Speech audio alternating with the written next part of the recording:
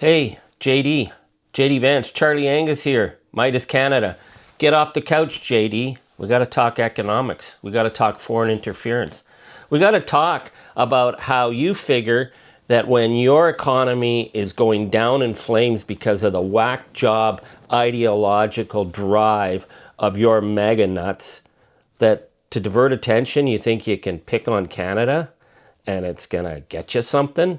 Ain't gonna happen, JD. So let's talk about this graph that you posted, and then you threw in that it was our immigration policy that's causing us to stagnate when your economy is taking off. Well, that's not really how it's going, is it, JD? I mean, I saw you the other day begging patience for Americans. Patience, you're figuring this out. No, JD, you've screwed your economy. Looking at that graph, you see this dip in 2008. Well, that's not the accurate dip. Let's talk about the real dip that happened in 2008 because of ideological right-wing deregulation. How many people lost their homes in 2008 in the United States? Was it, 6 to 8 million people lost their homes? How many people lost their employment, and did they get it back, or did they get offers of unpaid internship? They got their jobs outsourced. Yeah, so after 2008, when the American economy completely collapsed and your mortgage market collapsed, it didn't happen in Canada because we have regulation. We actually control and make sure that our markets aren't screwed over by reckless speculators like your President Donald Trump, by the way. But after that, we see this massive shift in wealth. Yeah, your economy took off. It took off for Jeff Bezos. It took off for Elon Musk. It took off for the oligarchs, and it left everyone else behind. The United States now is competing with Russia for the most economically unequal society in the world. No wonder you kiss up to Vladimir Putin. I wanted to point out there was a 2020 study, JD. Now, it's a complex study. I could break it down for you if that helps. Are you listening, JD? Come on. We got to deal with this.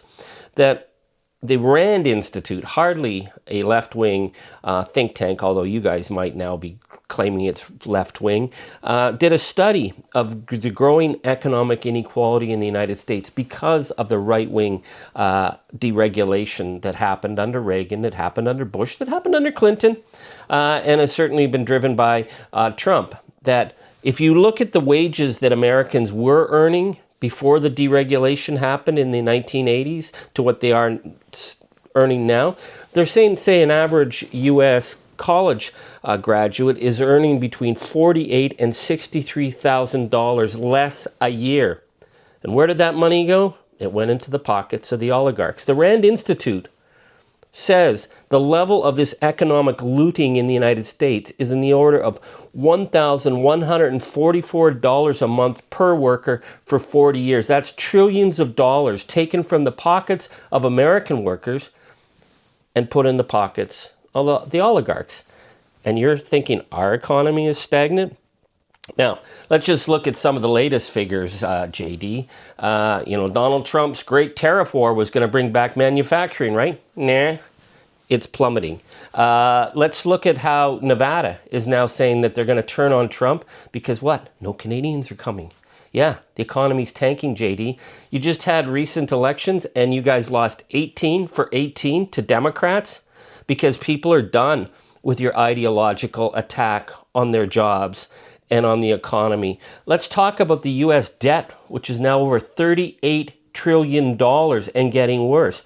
And the tariff wars are making the uncertainty around the American economy worse and worse and worse. That's why you're begging Americans to have patience and to trust you. What's there to trust? I mean, Donald Trump had his great liberation day and threw tariffs on everything. And now people are losing their minds because their coffee prices have gone up. They can't get a decent price on foods. So now Donald Trump's backtracking on his tariff war. Didn't you guys know what you were doing when you started this, JD? Come on. And then I hear you say, we understand and we hear you. We know there's a lot of work ahead. You know what that sounds like, JD? That sounds like a ship that is going down. So let's talk about how now you go from this collapsing American economy to blaming us. Well, yeah, things are tough. But right now, we are scheduled to be doing not bad in the G7 this coming year.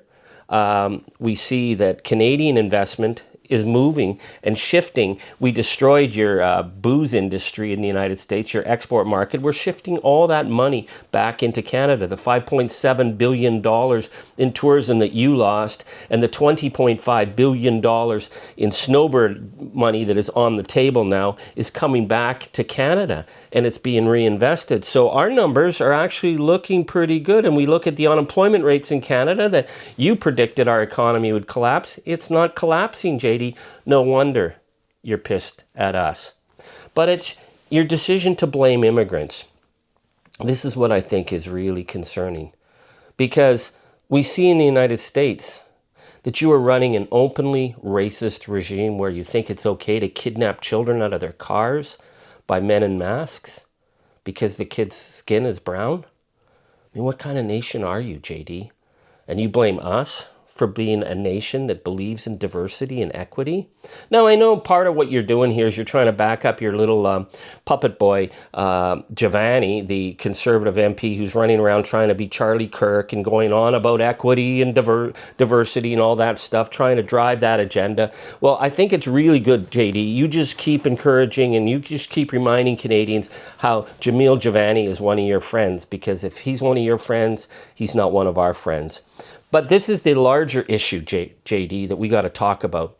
It's your interference in other nations. Your interference in Germany, where you went to Munich and you said that the Russians weren't the biggest threat.